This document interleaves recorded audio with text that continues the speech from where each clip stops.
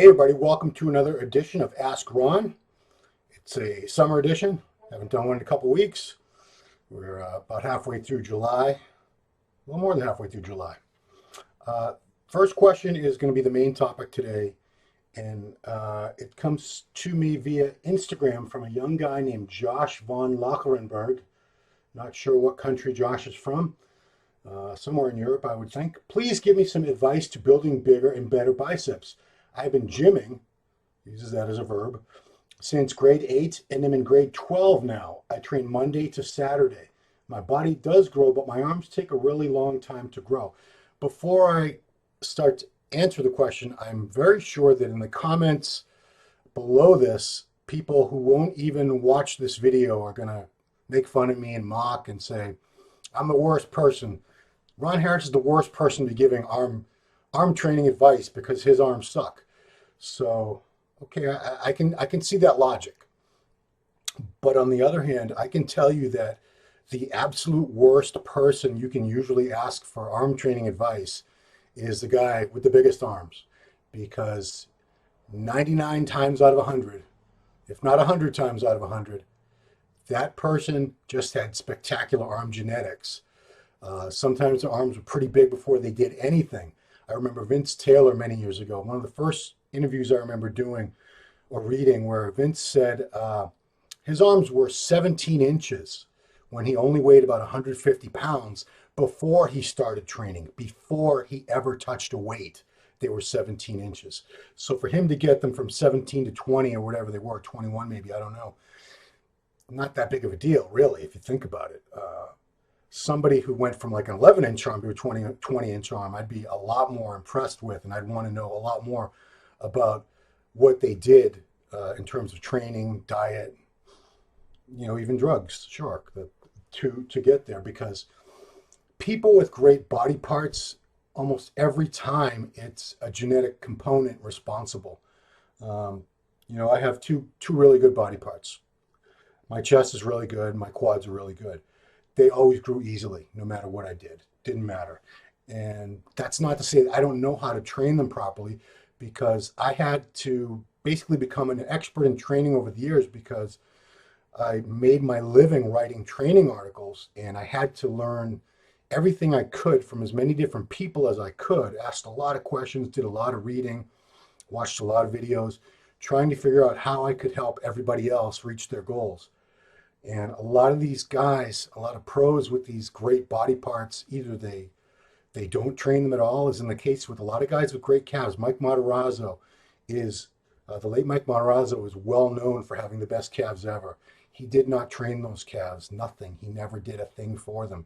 Just walking around, just standing on them. He couldn't even do a lot of types of cardio because his calves would get so pumped and painful. Just doing cardio, and they would grow. So obviously, and they had calf training articles with him in them, where he would fake like he was training calves, and they would put his routine down, but the reality was he didn't train them. Flex Lewis, same thing. His calves just grew. A lot of people with the very best forearms, guys like Flex Lewis, pretty much anyone with awesome forearms I've ever talked to has never done a wrist curl in their life. They've never done any forearm training. Their forearms just grew from holding on to weights when they were doing everything else. And it's typically, if you look at calves and forearms especially, and I've talked about this in a past edition of this show, the muscles insert very, very low. So if you have terrible forearms, all our forearm muscles originate at the elbow, and they insert somewhere between the elbow and the wrist. The closer to the wrist they are, the bigger your forearms are going to be. Flex Lewis, look at his insertions. When he's real lean, it's easy to see. They insert almost all the way to his wrist. People with great calves, their calves insert almost all the way to the ankle. That's how Matarazzo's calves were, DeMeo, Eric Fankhauser, Flex Lewis, all these people with tremendous calves. Arms aren't very different. They're pretty similar. If you look at people with great arms, most of the time they insert very close to the joint, to the elbow joint. So everyone's bicep starts here, originates in here somewhere, and it inserts somewhere between there and the elbow. And if it inserts all the way at the elbow, that's a really big full bicep. You've got a lot of muscle cells there to work with. if it inserts, halfway down and you got a big gap there, you'll hear people talk about how do I fill that gap in? That gap is a tendon. You can't fill that in. That's just, and they'll say, well, what about preacher curls? No, that gap is a tendon. There's no muscle cells in there. So if you have a short bicep, usually you can get a really nice peak. A lot of guys have a nice peak, like Albert Beckles. Even Ronnie Coleman's bicep didn't go all the way down. But for another example, look at pictures of Sergio Oliva Jr.'s dad, back in the day. If you look at him hitting his front double bicep, he couldn't pull his arms in. Do you know why? His bicep was so long and so full. It went all the way into the elbow joint. It was so full and developed, he couldn't bring his arm past 90 degrees. He couldn't go past right here. That was it. He couldn't do that. So someone like that has a lot of muscle cells to work with, and they're inclined to get very big arms. So, yeah, like I said, the people in your gym with the biggest arms, they typically don't know a lot about arm training. They know what works for them, but anything that they do, pretty much any type of hard training, will work as long as they're stimulating the muscle. Their arms are going to grow. It goes back to something Arthur Jones said, the late founder of the Nautilus empire, the Nautilus machines. He was a very, very smart guy, and he had a lot of little witty sayings, and one of them was, if you want to know how a champion racehorse runs so fast, you don't ask the horse. The horse doesn't know. And I've often said, if you don't go up to a giraffe and say, hey, Mr. Giraffe, how do you get so tall?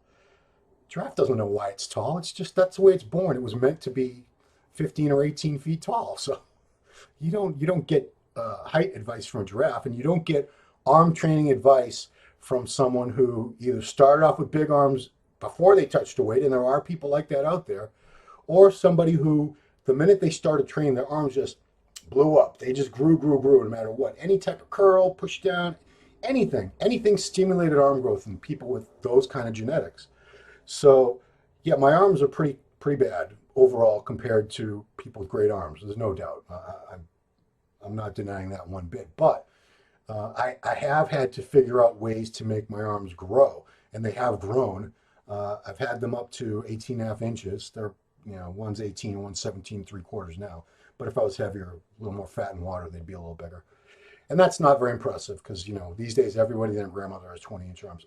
One other thing I want to mention, if somebody has a bunch of oil, synthol in their arms, why would you take arm training advice from them? Because they didn't even build their arms. It's not like genetics and steroids and they created these big arms. They just injected a bunch of stuff in there. The late Rich Piana, perfect example. Rich had, I don't know what they were, 25, 26-inch arms. They were stupid big. They were bigger than his head. And he had put something in there. Most people, the rumor had it, and it was a lot of sources, credible sources confirmed it, but Rich never, I don't think he ever came out and admitted it. Something called PMAA, which is tiny little silicone balls that I think are more commonly used in lip injections for women to give fuller, round, big, full, fishy lips for women that want, big, sexy lips. So Rich had these big fake arms you'd seen at the expos, and everyone took pictures with him, and his arms they were literally, when he stood to the side, they were about a foot wide. But they weren't real arms. Rich had pretty decent arms back before he started doing that. They were nothing spectacular. People have put up, before and after pictures to show what he used to look like when he was competing at the national level at the NPC in the USA. He was a super heavyweight. He was a big dude. His arms were good. They weren't great. No, I don't think anyone ever said, wow, look at the arms on that guy.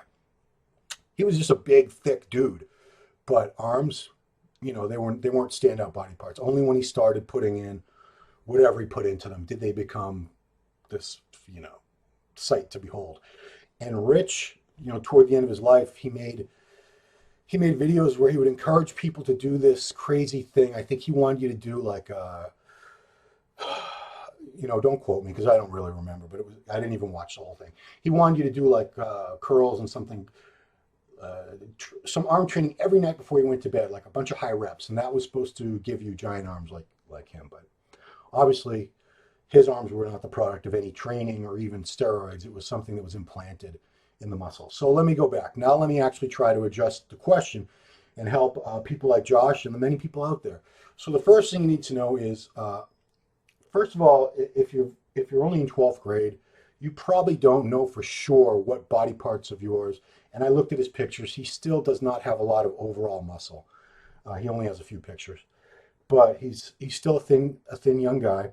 So I would say put on a bunch of mass, just overall mass, before you decide which body parts are stubborn or not. Because, when you're 18, 17, 18 years old and you don't have much muscle, it's really inaccurate to say my arms are weak or my legs are weak or my back is weak. You probably still haven't even figured out how to train everything right. You probably still don't have the mind-muscle connection where you can feel the contractions and the stretches, really put your mind into that muscle, get good contractions, and know how to engage the muscle because, a lot of curls, anybody can throw up curls, heavy weights, but unless you're really focusing and squeezing the biceps, they're not fully engaging. You're using other body parts like your shoulders, your lower back, all kinds of other muscle groups can come into play.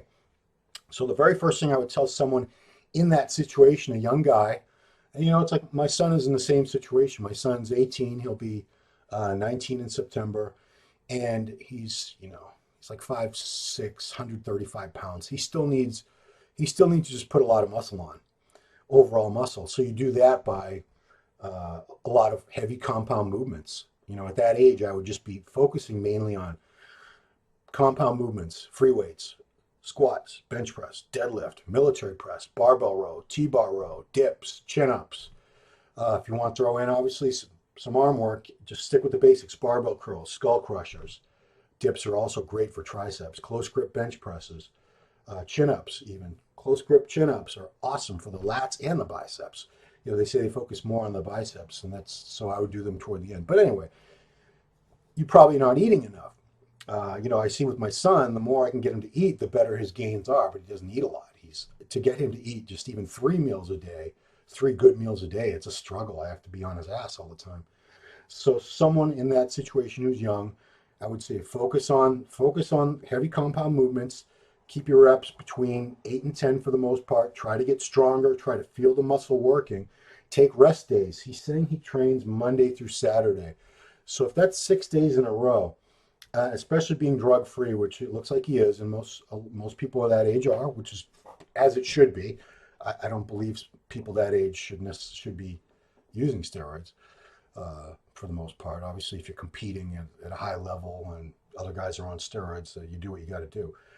But I would throw in some rest days in there. I would not be training 6 days a week. I would do 2 or at most 3 days in a row with weights before taking the full day off. And if I have a high metabolism, I'd say no cardio. And a lot of guys that age, you do have a high metabolism. It's very hard to gain weight. It's very hard to gain overall muscle size and weight because you're still growing and your metabolism is very fast when you're young. Obviously it slows down as we get older. That's why people gain weight gradually unwanted weight as they get older and older. That's why most middle-aged people have guts. Middle-aged men have guts and love handles. It's just crept up on them over the years. When they were young, they'll tell you, I used to be able to eat whatever I wanted, chips, beer, this and that. I always had abs, and that's how it is. I was always lean when I was young. No matter what I ate, it didn't matter. And I couldn't gain any weight. It was just I had a high metabolism. So back to the arm training. What would I do in this case? Especially for someone who still needs a lot of overall mass, I wouldn't go ahead and do like an arm day, and I wouldn't do arms twice a week. I wouldn't do anything crazy like that. I'll get to advanced people in a minute.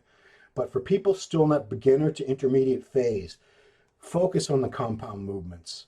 Focus on, if you want bigger biceps, you're going to get bigger biceps from getting very, very strong on deadlifts, barbell rows, T-bar rows, chin-ups, things of that nature. Because, you're handling eventually hundreds of pounds on those, and the biceps are very much involved. You'll find out if you ever strain a bicep and you can't do any of those exercises, you'll realize, wow, I guess my biceps were really contributing quite a bit. Triceps, you're going to get a lot of tricep activation from heavy pressing movements, heavy bench presses, incline presses, overhead presses, dips, close grip presses. Those are going to be the ones that give you the most bang for your buck. Then you can throw in, 1 or 2 at the most isolation moves, skull crushers, maybe an overhead dumbbell extension with 1 or 2 hands. I wouldn't go too crazy in this stage. I wouldn't do a ton of specific arm work because it's unnecessary. You're wasting time and energy, especially when you have a high metabolism. You got to be very careful with your recovery and your limited your limited energy reserves, your limited recovery reserves, because you can easily overtrain when you have a high metabolism and you're not eating enough and you're probably not taking enough rest between workouts. You need to be careful. You need to, pare your training down to an hour, hour and a half at the most of just very hard work on some free weights. Try to feel the muscle work, try to get stronger. Okay, so and definitely eat. You have to eat every 2 to 3 hours. A lot of times when people can't gain, especially young people, the main culprit is they're just not eating enough. They'll ask me, what supplement should I take? I say, you know what? Get your diet right. When you're eating 5 good solid meals a day, preferably even 6, then we'll talk about supplements. Let's see you eat 5 times a day, 6 times a day. Chicken, eggs, beef, turkey, fish, potatoes, rice, oatmeal, fruit, vegetables, good, clean, healthy food, tons of water. When you can put away really good food many times a day like that, and you're training hard and you're getting rest, especially at that age with the natural hormones you have, you should be growing. So what do you do when you're older and you've been training for many years and your arms still won't grow? Well, now it's probably time for an arm day because they need extra attention. So if you're doing an hour of back training and then you're hitting biceps as an advanced trainer, it's very safe to say you don't have a lot of time and energy. Oh, there's a recycling truck outside, sorry. You probably don't have a lot of energy left and focus left after hitting back to really give biceps the attention they need, the energy they need. Same thing with like chest and triceps. If you're doing a heavy chest workout, incline presses, flat presses, flies, pec deck, these things, you probably don't have a lot of energy left over to give to triceps. So I would do a day that was just biceps and triceps. I would alternate them. I get the best feel, the best recovery between when I alternate a biceps and a triceps exercise. I'm not going to get into a ton of detail because, we could talk about arm training all day. I could talk about arm training all day. But the main things are, you need to check your form and see, are you really working that target muscle? Am I really feeling it squeeze and contract? Am I getting a pump? Am I getting sore? Not everyone gets sore, but it is a pretty good indication that you worked hard. You caused some damage to the muscles.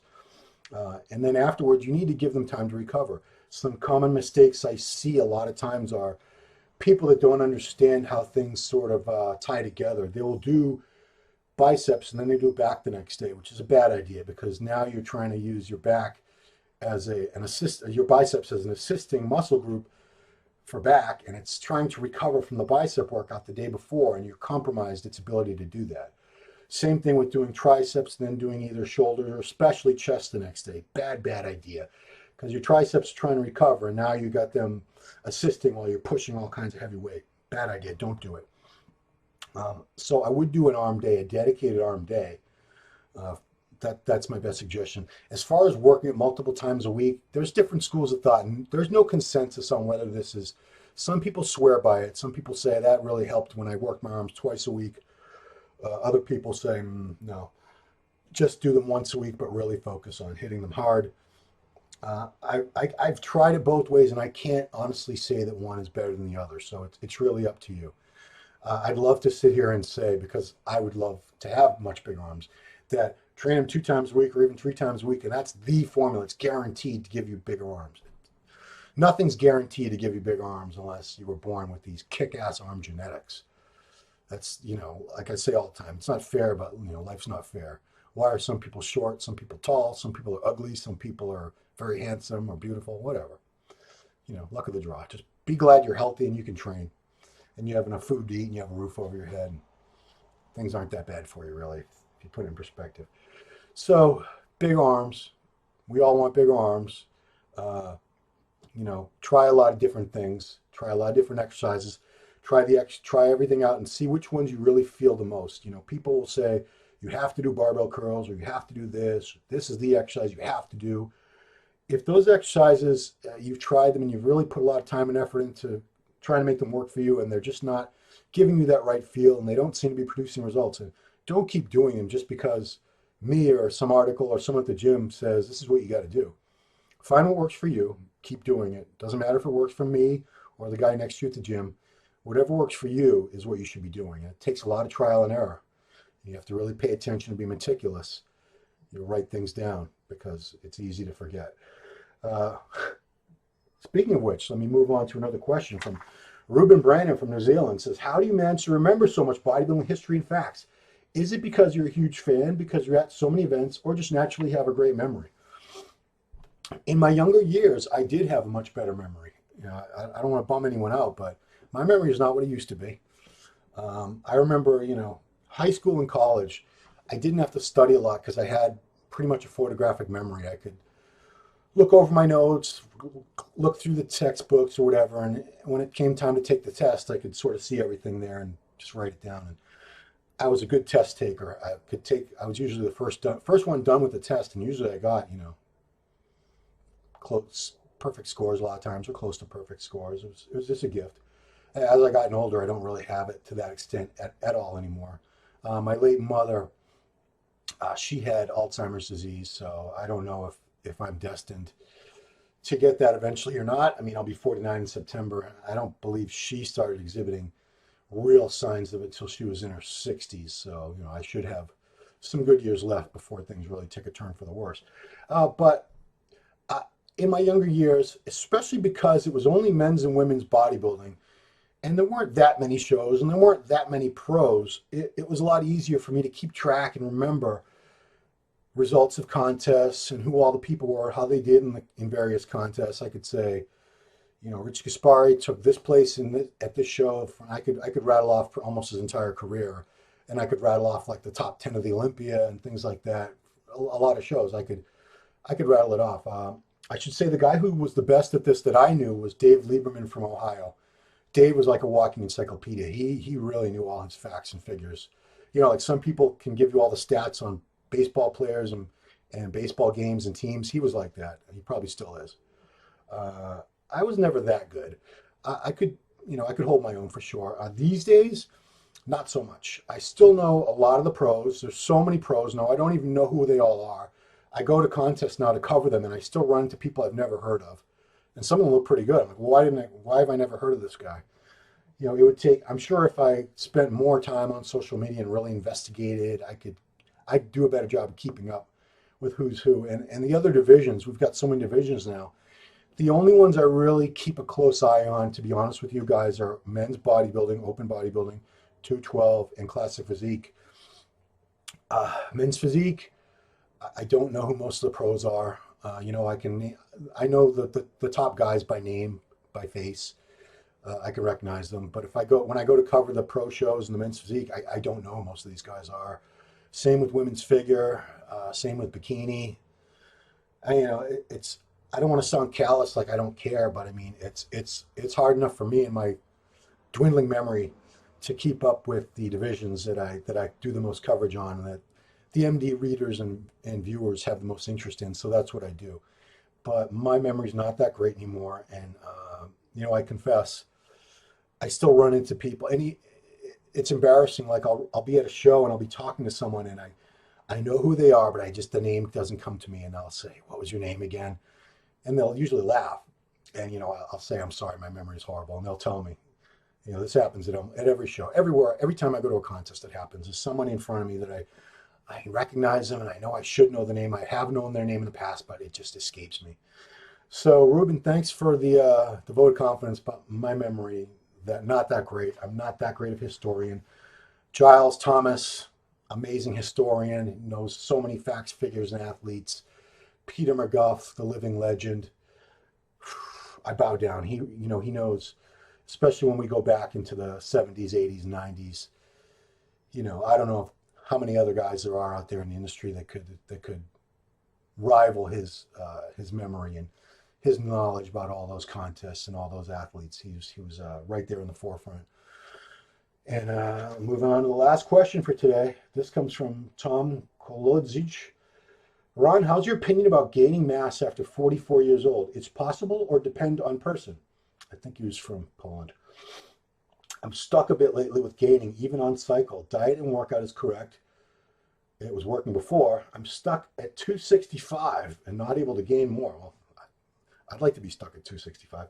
Started at 12, so he was 12 years old. Heaviest between the ages of 25 and 32. He was 275 to 285. I don't know how tall he was, but even if he was 6 foot or above, that's a big dude. Two knee surgeries, left pec reconstruction. So both knees injured, and his left pec was torn. Um, yeah, it's not so much the age you're at. I've said this before. It's your training age. It's how long you've been training. How far have you come from where you started? So I've seen guys who are in their 40s or even 50s who are really just getting into training seriously now for whatever reason.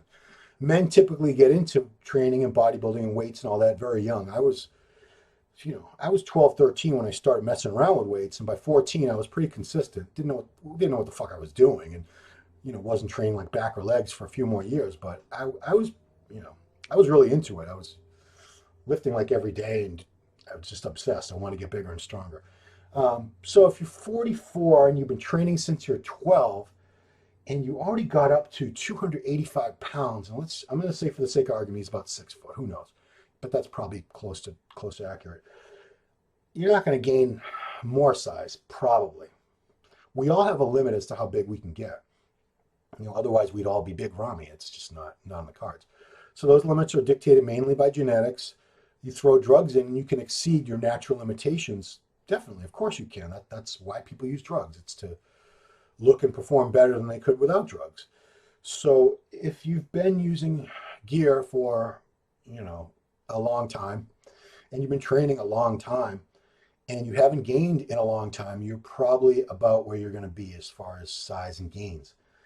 And I know it sounds defeatist, it sounds negative, and I'm not trying to take away your reason to keep training because, I don't believe I have a lot of mass left in me to gain at all. I've probably reached my limit. If I upped the dose of gear substantially, and if I added in growth hormone, I'm pretty confident I could get a little bigger. And, right now I'm pretty lean. I've leaned out for the summer. I'm about 220, 222. I've competed the past few times at around between 200, 201, 205, somewhere in that range. So I could probably get my stage weight, meaning all the fat and water stripped off, somewhere around 212, maybe 215 at the highest. I don't think, even with all the drugs in the world, especially at this stage where I've had a lot of injuries and stuff, I don't think that I could get any bigger than that. And I'm pushing 50, so I'm not really worried about it. I'd like to be bigger, but I don't cry myself to sleep about it, and I don't lose sleep over it. I have other things going on in life. I'm pretty busy, so the fact that I'm not 260 doesn't bother me the way it used to. Trust me. Another thing we need to talk about is just because you can't get bigger does not mean you can't get better. Muscle maturity is a very, very real thing. Every time I get lean, every time I have gotten lean, and those of you who've competed and dieted down many times, you've probably noticed the same thing. Every time you diet down over the years, you notice details that you never saw before. How's that possible? It's the same muscle, you're the same person, but because you've had those additional years of hard training, heavy hard training, the muscle has taken on a different look. It gets that old man muscle look, the muscle maturity look, just detailed and striated, and it's a different look. It's a seasoned look. A lot of young guys, they get big really fast and they have a lot of size, but they don't have a lot of detail because that typically takes time. There are exceptions. The people with awesome genetics, they have detail even when they're pretty young, and they get more of it as they get older. Someone like Flex Lewis is a great example. Look at pictures of him when he was 21, 22 years old. He had that type of muscle maturity look that most guys don't get until they're in their mid-30s. And by the time he's in his mid-30s now, it's that much better. But you can look very different over the years at the same weight. I've proven it personally, and so many people out there that I know personally have proven it. This weekend is the Masters Nationals in Pittsburgh. Perfect, prime example to take a good look and understand what I'm talking about. These people, you're going to see men and women in their 30s, 40s, 50s, and beyond most of them have been training 20, 30, 40 years. You'll see a look to their muscles that's just very different. They might not have the best genetics in terms of they're not the biggest people. They might not have the most pleasing shape and structure, But anyone who has trained hard and consistently for decades and decades is going to have a lot of muscle maturity and detail. It's going to have a really different seasoned quality look to the muscle, where it's not just a big blob. There's a lot of things going on to look at, especially when they hit their poses.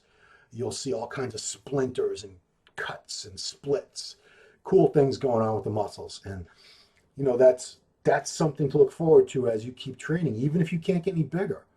And I know it sucks because bodybuilding's about, we call it bodybuilding. It's about building muscle, getting bigger and bigger. But we all have a limit, and you might get to a point where to exceed that limit, the only way you're going to do it is, really up the dosage. And that's not a smart thing to do when you're older, especially. I wouldn't do it personally. I have kids.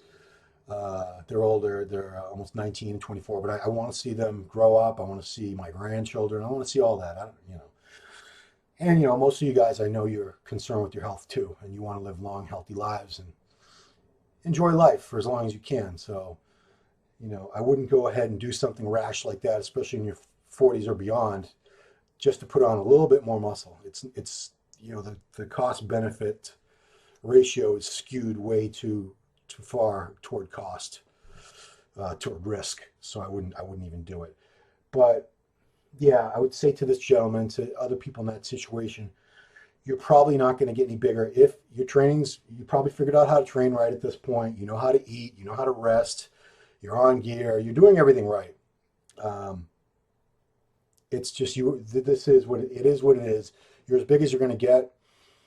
Don't fret about it. It's not a bad thing. You can still get better, and you can still specialize on a body part now and then, and you can improve a body part if you really work hard at it and focus on it for a brief time, like a couple months. Specialize on it, work it maybe twice a week, and do a little bit less for other body parts. There are still a lot of things you can do to get better, even though not necessarily bigger. And yeah, that's about all I have to say for this one. Thank you guys for watching. If you're watching on YouTube, please subscribe to the MD YouTube channel. Appreciate you watching. As always, keep the questions coming, and I'll talk to you later.